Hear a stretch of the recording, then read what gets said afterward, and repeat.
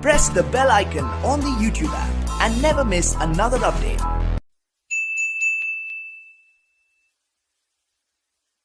जैसा कि आप सभी को पता है कि हमने रीट लेवल 2 के एक सीरीज की स्टार्ट कर रखी है और उस सीरीज के अंदर आगे बढ़ते हुए आज का हमारा टॉपिक रहेगा कार्य और ऊर्जा। कार्य और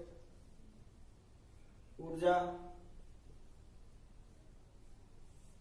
कार्य और ऊर्जा को समझने से पहले हमें इस बात का पता होना चाहिए कि कार्य होता क्या है या कार्य किसे कहते हैं। तो हम साधारण भाषा में यूज करते हैं कि अभी मेरे पास समय नहीं है, मैं कार्य कर रहा हूं, और इस प्रकार से कार्य करते हैं। अगर हम खाना खा रहे हैं तो वह भी एक कार्य है, अगर हम एक स्थान से दूसरे स्थान पर जा रहे हैं तो वह भी एक कार्य है। लेकिन फिजिक्स की भाषा में सभी अपने व्यक्ति के द्वारा किए गए कार्य को फिजिक्स की भाषा में हम कार्य नहीं कह सकते हैं, और फिजिक्स की भाषा में कार्य उसी को कहते हैं, या फिजिक्स की भाषा में हम लिख सकते हैं कि कार्य वह एक भौतिक क्रिया है। कार्य एक क्रिया है, वह एक भौतिक क्रिया है जिसमें किसी वस्तु पर बल लगा करके उसके स्थान में शून्य से विस्थापन कर देते हैं, उसको स्थान से शून्य से विस्थापन कर देते हैं, वह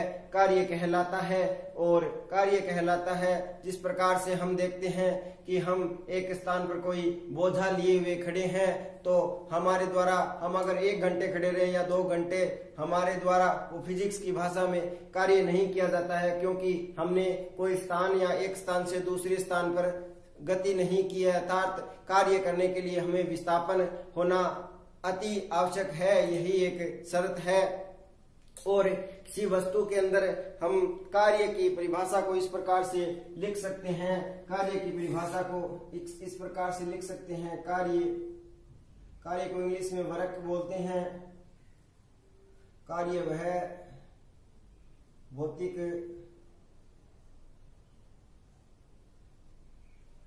क्रिया जिसमें किसी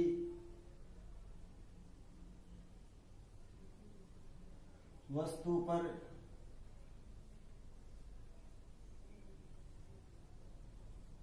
बल लगाकर उस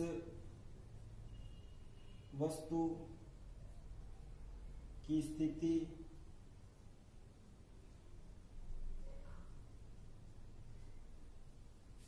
शून्य से विस्थापित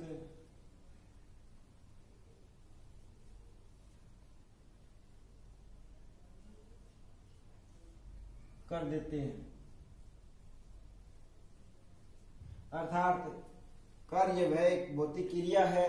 कार्य भौतिक क्रिया अर्थात हम मान सकते हैं कि इस प्रकार से एक बॉक्स है जिस पर एक F बल लगाया जाता है, और F बल लगाने के कारण यह बॉक्स इस प्रकार से यहाँ पर आ जाता है, और ये बीच की दूरी से d समझ सकते हैं।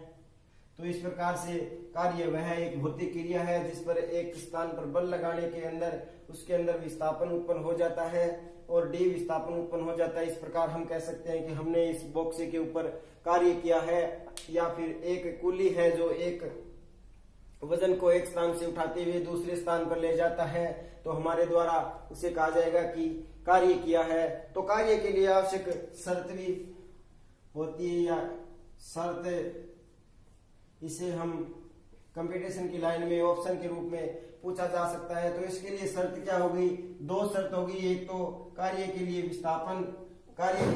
विस्थापन की दिशा, एक तो विस्थापन की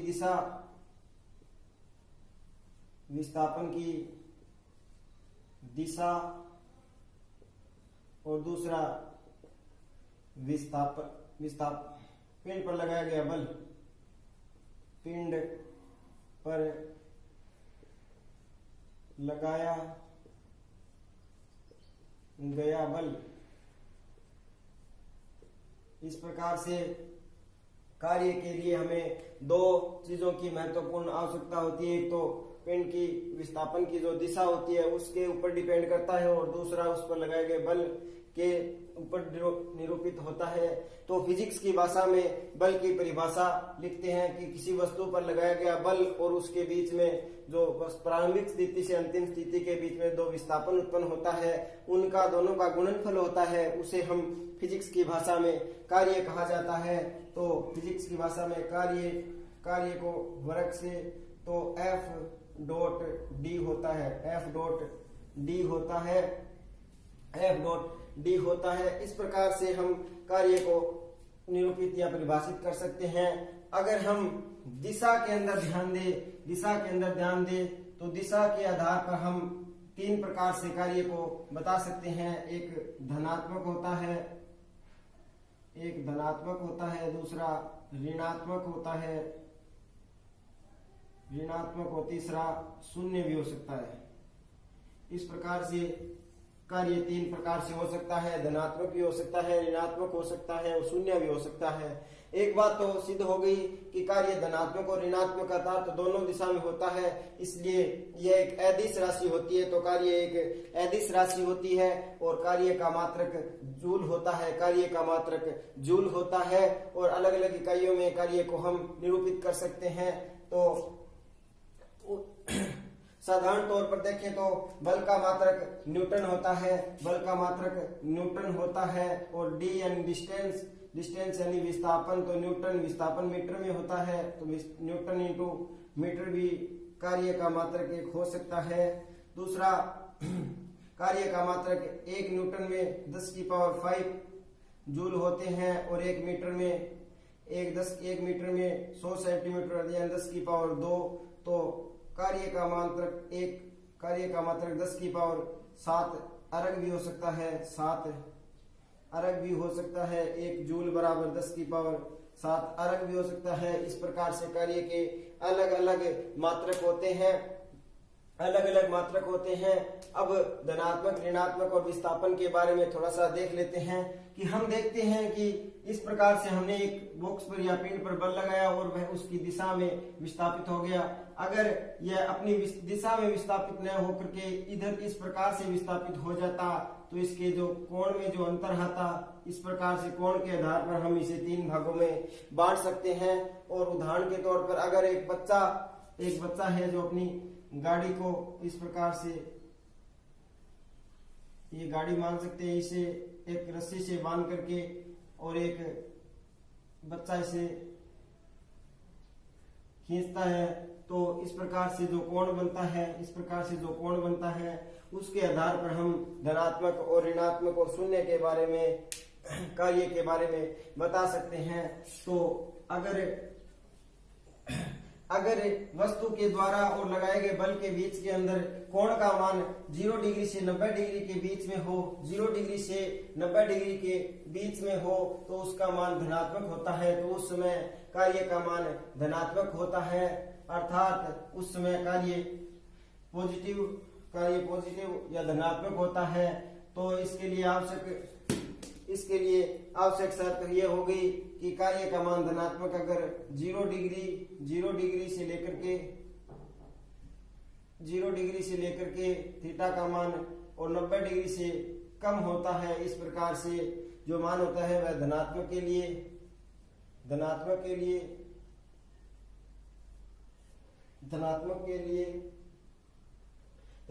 लिए होता है। क्योंकि अगर हम इस प्रकार से लिखे कि 2 घटक होते हैं, एक किसी चीज के 2 घटक होते हैं, एक ऊर्ध्वाधर घटक होता है, एक क्षैतिज घटक होता है। ऊर्ध्वाधर और क्षैतिज घटक होता है। ऊर्ध्वाधर घटक को हमेशा cos थीटा में लिखते हैं, और क्षैतिज घटक को sin थीटा में लिखते हैं। तो अगर हम बल के बारे में अध्ययन कर रहे हैं तो उस समय ऊर्ध्वाधर घटक को लिया जाता है, तो ऊर्ध्वाधर घटक के अंदर cos थीटा होता है। तो यहाँ पर हम लिख सकते हैं कि W वर्ग बराबर F D cos थीटा होता है। एफ डी कोस थीटा होता है। तो कोस थीटा का मान हम 0 से अगर 90 डिग्री के मध्य रखेंगे तो उस समय हमारा कार्य होगा वो धनात्मक आएगा, क्योंकि कोस 0 से लेकर के 90 डिग्री तक का मान धनात्मक होता है, क्योंकि कोस 0 का मान 1 होता है, कोस 0 का मान 1 होता है, कोस 30 डिग्री का मान √3/2 होता है, कोस 60 का मान 1/√2 होता है। इस प्रकार से कोस थीटा का मान 0 से 90 डिग्री के मध्य हमेशा धनात्मक होता है। तो हमारे द्वारा किया गया कार्य भी धनात्मक होता है। और धनात्मक कार्य के उदाहरण के तौर पर हम देख सकते हैं कि किसी ट्रेन के अंदर जो कुली होता है वो सामान एक स्थान से दूसरे स्थान पर ले जाता है, तो उसके द्वारा किया गया कार्य धनात्मक होता है। और उसके द्वारा जो सामान उठाया जाता है उसका कोण का मान भी 90 डिग्री के बीच में होता है। या फिर हम कोई पुस्तक है उससे हम उठाते हैं तो उसका मान भी 90 डिग्री से कम होता है। इस प्रकार से कार्य का मान धनात्मक होता है। और कार्य का धनात्मक मान यह भी दर्शाता है कि किसी वस्तु पर जब बल लगाया जाता है तो वह उसकी गति का समर्थन कर रहा है। किसी वस्तु पर जो हम बल लगाते हैं तो वह उसकी गति का समर्थन कर रहा है, क्योंकि अगर हम इस दिशा में किसी वस्तु पर बल लगा रहे हैं तो वह इस प्रकार आगे गति कर रहा है, अर्थात यह गति में सहायक होता है। उसके बाद हम 2 नंबर पर पढ़ते हैं ऋणात्मक कार्य का मान उस समय होता है जब कोण का मान 90 डिग्री से बड़ा, कोण का मान 90 डिग्री से बड़ा तथा 180 डिग्री से कम होता है। तो उस समय हम कह सकते हैं कि कार्य का मान ऋणात्मक होता है। और कार्य का मान ऋणात्मक को हम साधारण रूप से समझ सकते हैं कि अगर हम किसी गेंद को ऊपर की ओर उछालते हैं तो वह वापस नीचे अपने आप आ जाती है। इस प्रकार जो गुरुत्वाकर्षण बल के द्वारा जो किया गया कार्य है वो हमेशा ऋणात्मक होता है। और दूसरा एग्जाम्पल के तौर पर हम देख सकते हैं कि अगर हम किसी कार को ब्रेक लगाते हैं तो कार को ब्रेक हम आगे की ओर बल लगाते हैं और कार पीछे की ओर आराम से रुक जाती है। तो रुकने के कारण हमने बल आगे की ओर लगाया और कार की गति विपरीत दिशा में या रुक गई, तो इस प्रकार से जो लगाया गया बल होगा वह ऋणात्मक होगा। और दूसरा इस प्रकार से वर्ग को लिख सकते हैं कि एफ डी कोस थीटा, यहाँ कोस थीटा का मान अगर हम 180 डिग्री रख दे तो कोस 180 डिग्री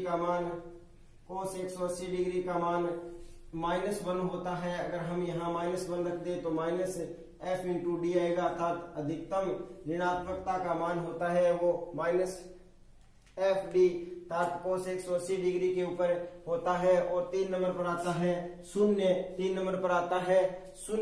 कार्य कब किया जाता है कि इसे तो हम साधारण तौर पर देख सकते हैं कि कार्य W बराबर F.D होता है।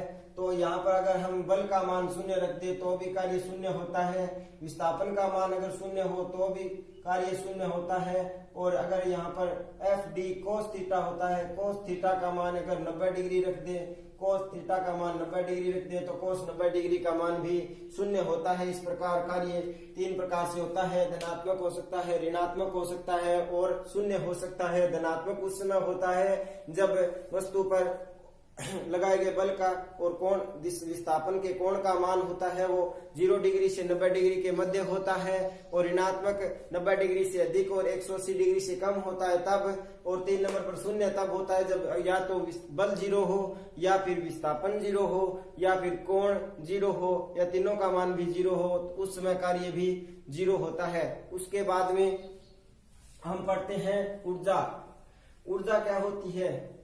ऊर्जा को हम साधारण रूप से समझ सकते हैं या साधारण ऊर्जा एक ऐसी शक्ति होती है जो हमें कार्य करने की क्षमता होती है, या अर्थात हम साधारण रूप से पढ़ सकते हैं या छोटी क्लासों में हमने पढ़ा है कि कार्य करने की जो क्षमता होती है वही ऊर्जा होती है। कार्य करने की जो क्षमता होती है वह ऊर्जा होती है। और निर्जीव वस्तुओं के अंदर इन ऊर्जा के अंदर हम पेट्रोल, डीजल, ग्लिसरीन, केरोसिन आदि को हम देख सकते हैं जो ऊर्जा के प्रमुख स्रोत होते हैं।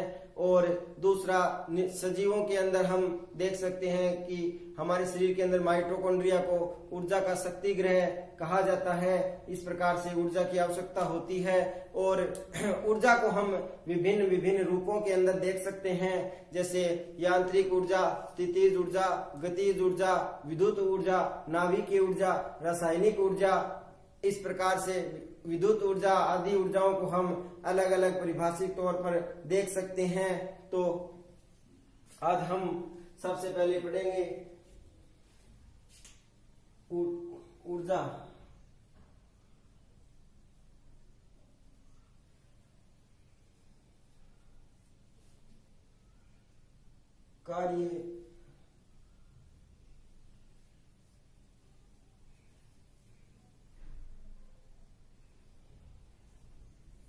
कार्य करने की क्षमता होती है वह ऊर्जा कहलाती है।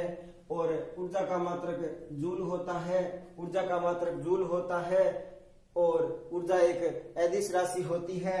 ऊर्जा एक अदिश राशि होती है। ऊर्जा विभिन्न प्रकार से, ऊर्जा के कई रूप होते हैं, जैसे यांत्रिक ऊर्जा, विद्युत ऊर्जा, रासायनिक ऊर्जा, नाभिकीय ऊर्जा, इस प्रकार से अलग अलग होती है।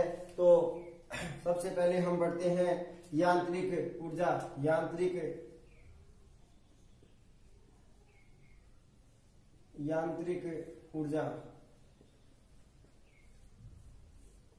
यांत्रिक ऊर्जा किसी वस्तु की स्थिति या किसी वस्तु की स्थिति या गति के कारण जो उत्पन्न होती है वह यांत्रिक ऊर्जा होती है। किसी वस्तु की स्थिति या गति के कारण जो ऊर्जा उत्पन्न होती है वह यांत्रिक ऊर्जा कहलाती है। और यांत्रिक ऊर्जा दो प्रकार से होती है, एक गतिज ऊर्जा होती है, दूसरी स्थितिज ऊर्जा होती है। स्थितिज ऊर्जा, गतिज ऊर्जा जिस प्रकार से नाम से ही संबंधित है कि गति के कारण जो उत्पन्न ऊर्जा होगी वह गतिज ऊर्जा हो जाएगी। किसी वस्तु की गति के कारण उत्पन्न ऊर्जा गतिज ऊर्जा कहलाती है। और स्थितिज ऊर्जा किसी वस्तु की स्थिति में परिवर्तन के कारण जो ऊर्जा उत्पन्न होती है वह स्थितिज ऊर्जा कहलाती है। तो गतिज ऊर्जा और स्थितिज ऊर्जा के अंदर सबसे पहले गतिज